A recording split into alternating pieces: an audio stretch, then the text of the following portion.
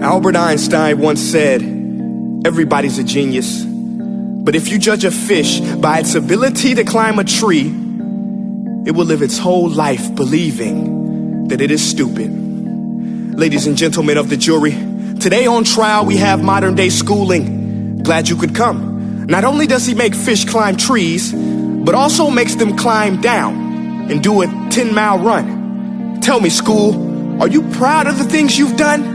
Turning millions of people into robots, do you find that fun? Do you realize how many kids relate to that fish swimming upstream in class, never finding their gifts, thinking they are stupid, believing they are useless? Well, the time has come, no more excuses. I call school to the stand and accuse him of killing creativity, individuality, and being intellectually abusive. He's an ancient institution that has outlived his usage. So, Your Honor, this concludes my opening statement, and if I may present the evidence of my case, I will prove it. Proceed. Exhibit A. Here's a modern day phone. Recognize it? Here's a phone from 150 years ago. Big difference, right? Stay with me. Here's a car from today, and here's a car from 150 years ago. Big difference, right? Well, get this. Here's a classroom of today, and here's a class we used 150 years ago. Now, ain't that a shame? In literally more than a century, nothing has changed. Yet you claim to prepare students for the future? But with evidence like that, I must ask, do you prepare students for the future or the past? I did a background check on you and let the record show that you were made to train people to work in factories, which explains why you put students in straight rows, nice and neat, tell them sit still, raise your hand if you want to speak, give them a short break to eat, and for 8 hours a day, tell them what to think. Oh, and make them compete to get an A. A letter which determines product quality, hence grade A of meat.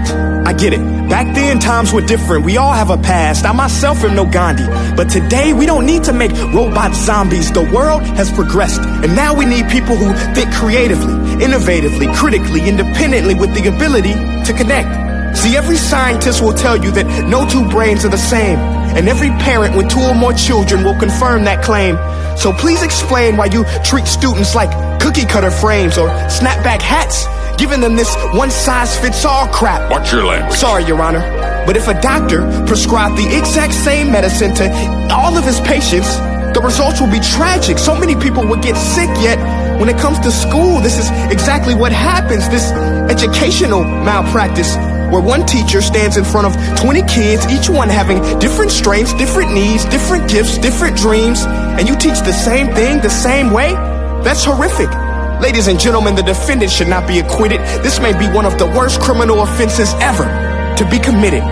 And let's mention the way you treat your employees. Objection. Overruled. I want to hear this. It's a shame. I mean, teachers have the most important job on the planet, yet they're underpaid? No wonder so many students are short-changed. Let's be honest. Teachers should earn just as much as doctors, because a doctor can do heart surgery and save the life of a kid, but a great teacher can reach the heart of that kid and allow him to truly live. See, teachers are heroes that often get blamed, but they're not the problem. They work in a system without many options or rights. Curriculums are created by policymakers, most of which have never taught a day in their life. Just obsessed with standardized tests. They think bubbling in a multiple choice question will determine success. That's outlandish.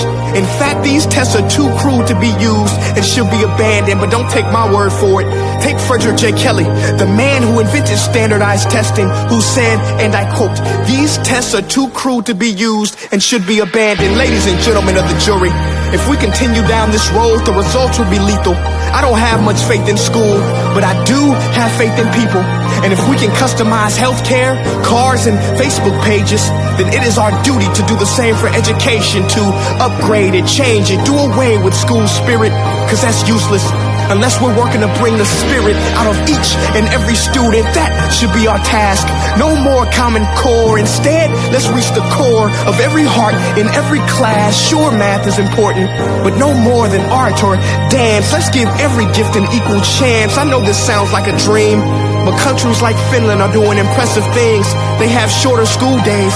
Teachers make a decent wage. Homework is non-existent, and they focus on collaboration instead of competition. But here's the kicker, boys and girls.